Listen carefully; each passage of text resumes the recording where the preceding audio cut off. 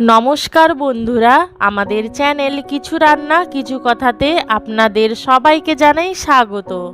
চলুন আজ আমরা ঘরোয়া সহজ পদ্ধতিতে মিন্ট মজিটো বানানোর রেসিপিটা দেখে নিই।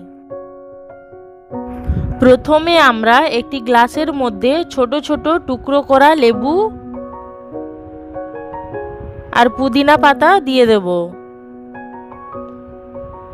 তারপর একটি বেলনের সাহায্যে লেবু আর পুদিনা পাতাকে ভালো করে ক্রাশ করে নেব।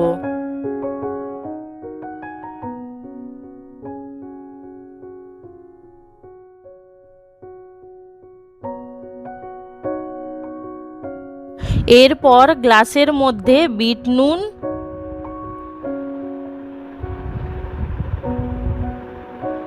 আর আইস কিউব দিয়ে দেব।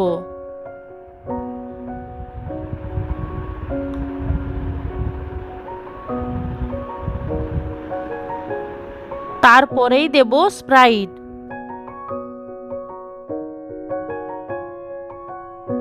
এবার ভালো করে মিশিয়ে নেব।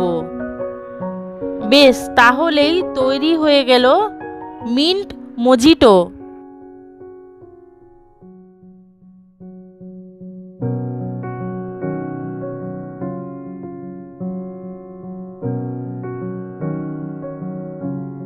বন্ধুরা, আপনারাও এইভাবে বাড়িতে বানিয়ে নিতে পারেন মিন্ট মজিটো।